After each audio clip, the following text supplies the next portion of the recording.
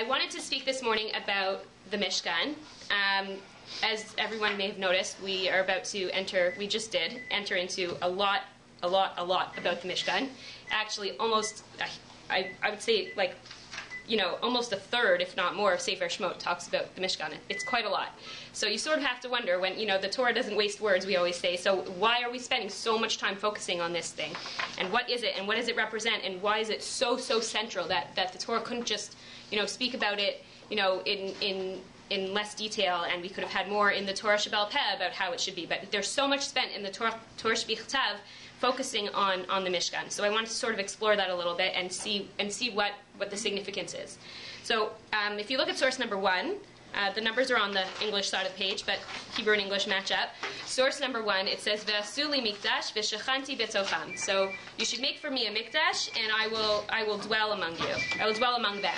So that's what Hashem tells us as the purpose of the Mishkan, that we're going to make a Mishkan so that He can come and dwell amongst us. So that's like the basic meaning behind it.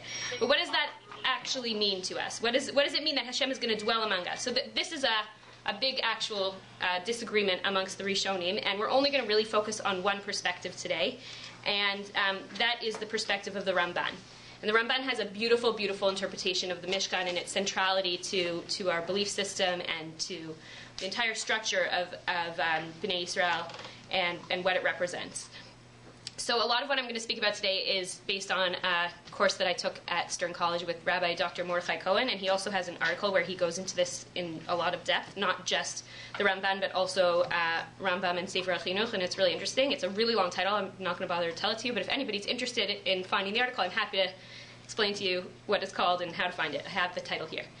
So let's do a little bit of background. We have a famous debate about Chumash between, lots of different people, but specifically Rashi and Ramban are famous for discussing this topic of Ein Mukdam U'Meuchar Torah, which means what it literally means is there's no, earlier and later in the Torah, or is there? Meaning, is there an order? Is the Torah written in chronological order, or is it not written in chronological order? So, in general, Rashi seems to say that it's written out of order, and it doesn't have to be in chronological order. Rather, there's a thematic order or some other reason why the Parshiot are in the order that they're in.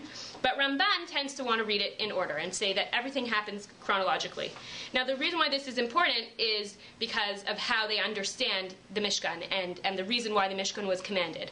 If you look at this chart that I gave you, it has the structure of the second half of Sefer Shemot, just to lay it out for us so we can sort of visualize it. It makes it a lot easier to have this discussion. So if you look at part A, that's Parshat Yitro and Mishpatim, and that's where we have the actual experience at Har Sinai. We get the Torah, and then we have the Ten Commandments and many other laws that are in Parshat Mishpatim. Then we have section B, where at the end of Parshat Mishpatim, in Perek Chaf Daled, there is this covenant that is made between the people and Hashem. And after they make that promise, we're going to talk about it a little bit more later, Moshe goes up on Har Sinai for 40 days. Then we have Parshat Truma and Tetzave and the beginning of Ki Tisa, where we have the commandment to build the Mishkan, and also we see the commandment of Shabbat. So that is where we have a huge chunk discussing the Mishkan. Then all of a sudden there's a break, and we have the Chet HaEgel, the sin of the golden calf. And then there's Moshe begs for forgiveness. We have a new brit, a new covenant with Hashem. And then, at the end, section E, in V'yakel and Pekudei, we have the commandment of Shabbat again, and the actual building of the Mishkan. So if you look, there's a little bit of a chiastic structure here, where it goes Mishkan, Shabbat, Chet HaEgel, the golden calf, and then Shabbat and Mishkan. So that's interesting, and there's what's talked about there, but that's not what we're going to focus on today. But the crux of the disagreement between Rashi and Ramban is about whether or not we read this in order. Because according to Rashi, he doesn't read this in order. So even though we hear about the Mishkan before Chet HaEgel happens, Rashi doesn't believe that it was actually commanded before Chet HaEgel happened. And if you look at source number 2, Rashi tells us, Ein Mukdam U'Meuchar b'Torah. There is no chronological order to the Torah. Ma'aseh HaEgel, the act of the Egel, the golden calf, Kodem Litzivui Melechet HaMishkan, Yamim Rabim Hayah. This act with the golden calf was before the commandment to build the Mishkan by many, many days. Sheharei b'Yud Zayin b'Tammuz nishtabru haluchot. On Yud Zayin b'Tammuz, the tablets were broken when Moshe came down and saw the Egel and broke the tablets. V'Yom HaKippurim nitratzeh HaKadosh Baruch Hu liYisrael. And on Yom Kippur, Hashem forgave us. And the next day after Yom Kippur is when they started to give their donations for the building of the Mishkan, and it began to be built on the 1st of Nisan. So Rashi's reading this out of order, and what he's essentially implying to us is that the Mishkan was somewhat of an afterthought, that it wasn't necessarily the original intention, but after Chet HaEgel happened, there was a need for the Mishkan. And Nechama Leibovitz explains this, and she says, when we had Chet HaEgel, we basically showed Hashem that we couldn't handle a fully spiritual relationship with Hashem. We couldn't handle something completely abstract. We came from too much of a world that had too much of a physical manifestation of their gods, and to some extent, the Jewish people just couldn't handle this entirely spiritual experience. We needed something tangible. And that's when Hashem commanded us to have the Mishkan. It was extremely, extremely regulated. We had to follow every measurement and detail to a T, because we had to do it according to Hashem, and it couldn't come from us. It had to come from Hashem, but he was basically acknowledging the fact that we needed a physical way to connect to Hashem, and that was going to be through the Mishkan. And that is, according to Nechama Leibovitz, what Rashi understands to have happened. That the reason, and also this is based on a Midrash in Tanchuma, where it says that the gold in the Mishkan was a kapara, an atonement for the gold of the golden calf. So that there was sort of a relationship between the gold. We had to take the gold and use it for a positive as opposed to a negative. So that's the Rashi's perspective. So if this is the case, it makes a lot of sense, and psychologically you can understand how that could have happened. But it's a little bit bothersome because still we spend so much time focusing on the Mishkan, and it becomes so central to Chumash, and so central ultimately. Building the Beit Midrash is so central to our davening. It's so central to so much of our religion. How could we say that the whole thing was only b'diavad, or an afterthought, something that wasn't the original intention of how things were supposed to be? It doesn't sit so well. So that's why I want to look at the Ramban, who openly disagrees with Rashi and has a very different perspective. Now, if you look at source number 3, the Ramban has a part where before he starts actually interpreting verse by verse of Parshat Truma, he gives an introduction to the Parsha. And this isn't intended to be just an introduction to Parshat Truma, but it's an introduction to the rest of Sefer Shemot, which is essentially this entire section that we have outlined in our chart at the top of the page. And the Ramban gives a very clear view of how he views the Mishkan, and he's definitely, he had Rashi, he learned Rashi, and he's clearly coming out and saying, I disagree with what Rashi's saying. He doesn't outwardly say it, but you can see that he's reading it completely differently. So we'll start going through it, and we'll stop as we need to sort of clarify some things. So he's basically trying to show us that he views everything in order, and therefore Parshat Truma and the commandment to build the Mishkan is integral to the flow of everything that happens before it. So as we have in section B in our chart, that there's a Brit and Moshe goes up on Har Sinai and then the Mishkan happens, Ramban views those two things as completely connected, and the Brit had to come right before this Mishkan was commanded, and it's not that the Mishkan was really supposed to be somewhere else. It happened later, and it wasn't part of it, but they are interconnected, and there's a reason it happened in this order. And he discusses the entire experience of Har Sinai in the context of a person converting, sort of related to Sarah's shir earlier. Not really at all, but he talks about conversion, and he basically draws an analogy between how a person goes through the process of conversion to what Bnei Yisrael did at Har Sinai, and that was our conversion process. So if you look, we'll start from the beginning. Kasher diber Hashem im Yisrael panim bepanim aser hadibrot. Once Hashem had spoken to Bnei Yisrael face to face and given them the 10 Commandments, v'tziva otam al yedei Moshe k'tzat mitzvot shehem kmo avot lemitzvotei shel Torah.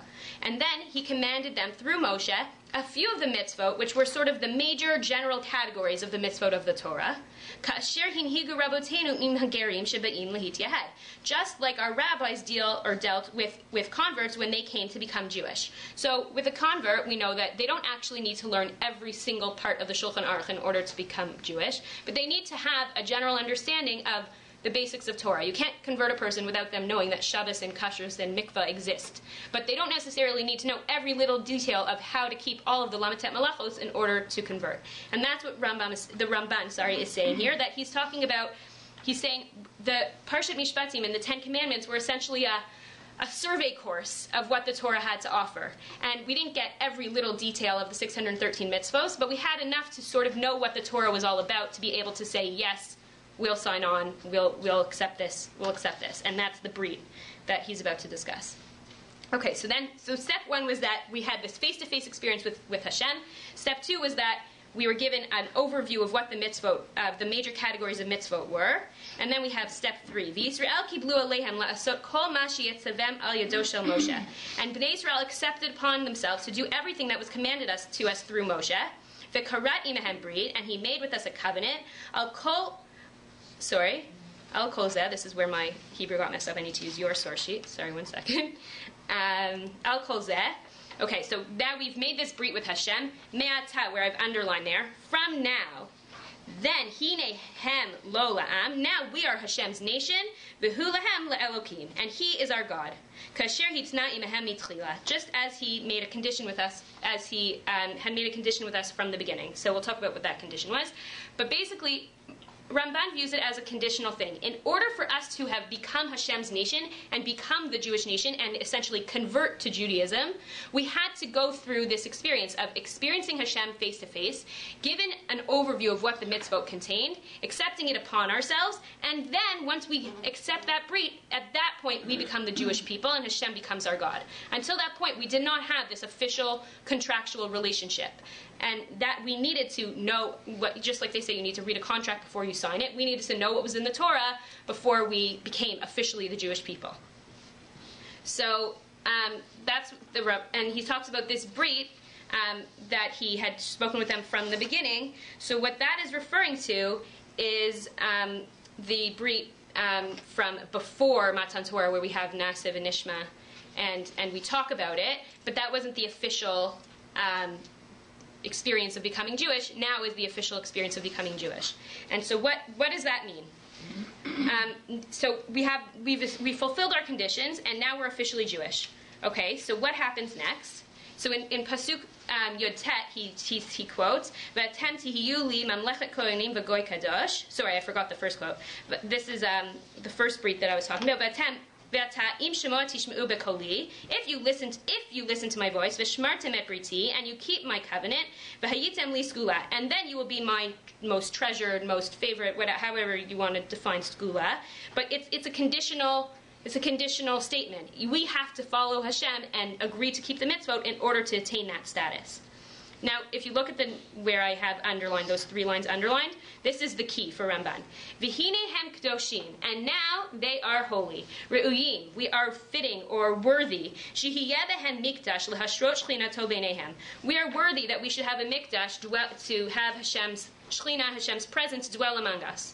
V'lachen tzivat chila al dvar hamishkan, and that is why the first thing we were commanded after this whole thing was the Mishkan. Shehiyeh lo bayt betocham mekudash l'shmo, that Hashem should have a home among us that is sanctified for His name.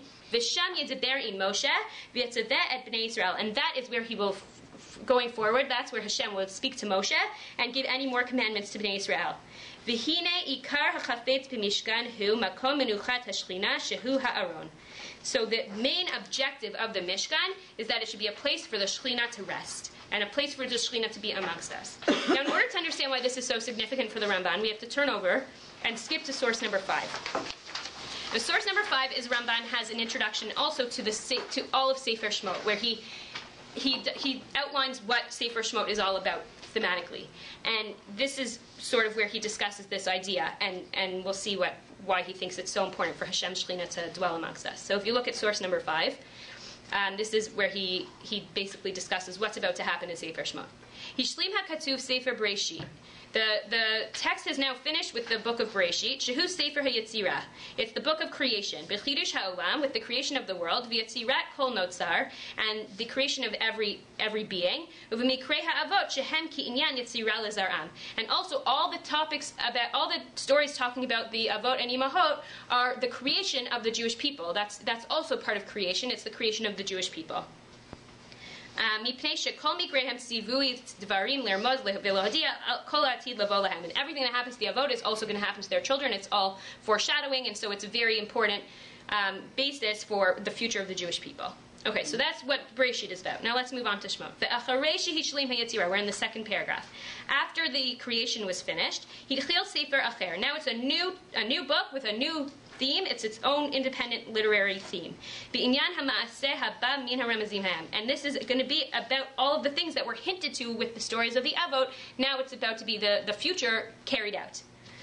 ונתייחד ספר ואלה שמות בעניין הגלות הראשון הנגזר בפירוש ובגאולה ממנו. And the Sefer is unified, or it is dedicated to the topic of this first galut, this first exile in Egypt, and the geula from it, and the redemption from it. Meaning the entire Sefer has to deal with this topic. Now, obviously, you could say, well, the whole last 5 chapters are only about the Mishkan. That's not really part of the geula.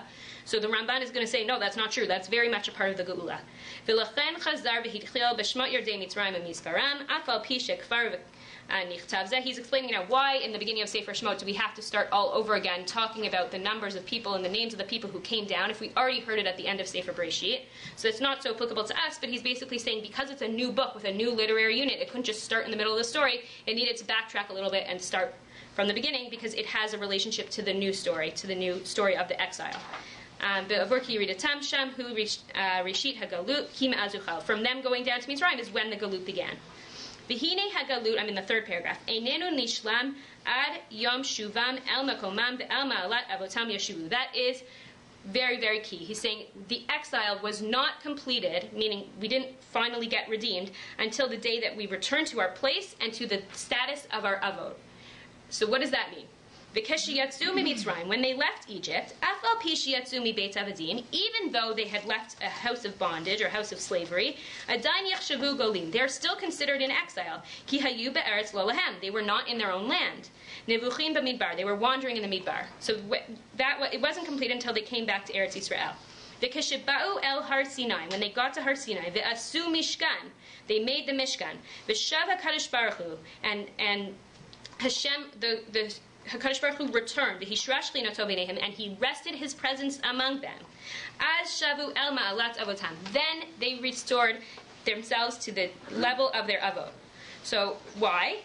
Shehaya sod Elohehem, that's a reference from Sefer Eov, but the avot had the Shekhinah among them. We have this midrash that talks about Sara Imenu, that she would light her candles and they would last the whole week, and that she had the Shekhinah was above her tent. And we have other midrashim that talk about how the avot had the Shekhinah among them. The Shekhinah was with them.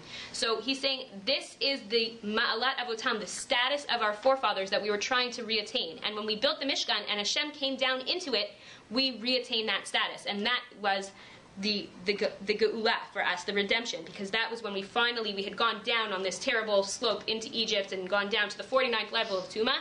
We came out, but that wasn't good enough. Once we got to Har Sinai and had this conversion process and were able to then build the Mishkan and became the official Jewish people, Hashem was able to come down, and now we're back to the level that our avot were at, because we now have Hashem living amongst us, just like Abraham, Yitzchak, and Yaakov did.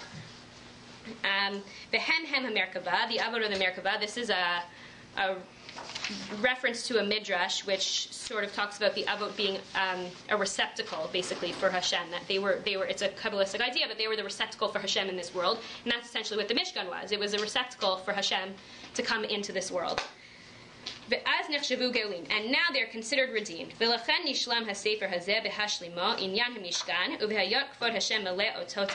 this is why the Sefer Shemot closes with this concept of Hashem coming down into the Mishkan and being there always, because now we are considered to be back on the status of our avot, and now we have accomplished geula. Now there's one obvious question. Does anybody have it? Ramban is talking about returning to our place and reattaining the status of the avot.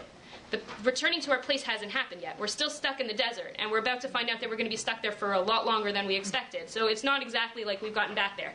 So he doesn't explain himself, and it's definitely a question. Rabbi Riskin has a nice idea, which is obviously not pshat, but it's cute. And he says that Ramban is saying that the Kedusha of Eretz Yisrael is also in the Mishkan. So even though we're not officially in Eretz Yisrael, we have that level of Kedusha once we have the Mishkan amongst us, so we're sort of back in our place. We have that comfy feeling of Kedusha that we need to get back to in Eretz Yisrael, and even though we can't be there yet, we have that feeling with us, so we have that Kedusha, and therefore we're sort of in our place, and so it's okay. Again, I think that is cute, but not necessarily a real description. I'd love to ask Ramban, how can you say that they're finally redeemed if you said they had to get back to Eretz Yisrael and they're not back there yet? But definitely on the level of returning to the status of our Avot, the Mishkan is very, very key for the Ramban. So let's turn back quickly and just finish up with source 3. We're actually not turning back, sorry. The top of page 2 is the end of source 3. And we're going to see here how this all ties together. V'sod ha-Mishkan hu. What's the secret of the Mishkan? Shehiyeh ha-kavod asher shechan al Har Sinai shochen alav b'nistar. That the glory that rested upon Har Sinai, that came down, that we saw Hashem at Har Sinai, this very intense spiritual experience where Hashem was very much with us at Har Sinai, will be dwelling or resting upon the Mishkan in a more concealed manner. Now he's going to draw a linguistic parallel. So just like it said that the glory of Hashem rested on Har Sinai, when we say we've seen Hashem's glory and we've seen His kavod, so just like we have this terminology of Kvod Hashem at Har Sinai, we have the same terminology in the Mishkan. So that's how we know that it's a similar thing. Mishkan tamid, this is the last paragraph of source 3. Im Yisrael hakavod shnir'ah lahem b'Har Sinai. U'bavo Moshe haya elav hadibur asher nidber lo b'Har Sinai. So we see that the Mishkan is essentially a way to take Har Sinai with us. It's taking this Kvod Hashem, this intense spiritual experience that we had on Har Sinai, and now we have to leave Har Sinai. We have to keep journeying through the desert. We can't stay there forever. We can't stay in that experience forever, and it doesn't sound like the Jewish people even wanted to stay in that experience forever. It was too much for them, but it was an unbelievable, intense experience that now is going to be over. If anyone's ever read the book Living Inspired by Rabbi Akiva Tatz, he talks about the imagery of a bolt of lightning. That's what inspiration is like. You see this flash of lightning in a field, everything lights up for that split second, and it's so amazing, and then it's gone. And that's essentially what inspiration can feel like. You can have this very intense spiritual moment where you feel so connected and so, turned on, and then the next day you're sort of like, oh, where did that feeling go? How do I get it back? And that's what happened at Har Sinai. They had this unbelievable experience. They had those bolts of lightning. They could see the lightning, see the thunder, hear the lightning, whatever that meant, and then it was finished. And how could they take that with them? And so that's what they essentially needed in the Mishkan. The Mishkan for them was taking Har Sinai with them. And the same glory of Hashem that was there with all the bells and whistles at Har Sinai was there in a more concealed manner, but it was now going to be with them everywhere they went in the Midbar. And ultimately it would go into the Beit Midrash, and it would be the center of Eretz Yisrael and the center of Jewish practice. When we would all come to the Beit Midrash for the Shalosh Regalim and be able to see the Mishkan and see Hashem's Shekhinah there, that was Har Sinai going forward. It was essentially like a more permanent version and a more portable version of Har Sinai. And that's what the Mishkan was for the people, and that's why it was so key. But not only that, it was also this ability to reattain this level that the Avot had, that Hashem was living amongst us, just like He lived amongst the Avot. So we're just, we don't have to read it, but source number 4 is just showing you when they finally finished building the Mishkan, it says, V'yachas ha'anan, the cloud covering the tent, the cloud covered the Ohel Moed, the tent of meeting, Ukvod Hashem aleh Mishkan. This is exactly what Ramban quoted. And the glory of Hashem filled the Mishkan. V'lo yafol Moshe lavo el Ohel Moed. Moshe couldn't go to the Ohel Moed anymore. Ki shachan alav ha'anan, Ukvod Hashem aleh Mishkan. So we keep hearing this Kvod Hashem aleh Mishkan, that this is clearly being emphasized, and the reason it's being emphasized is because that's what it was for. It was to take Har Sinai with us, and to be able to be on this unbelievable holy status of having what the Avot had, of having Hashem live amongst us. Unfortunately, we ultimately lost it, but that is essentially what we're davening to reattain ultimately when we get the Beis Hamikdash back.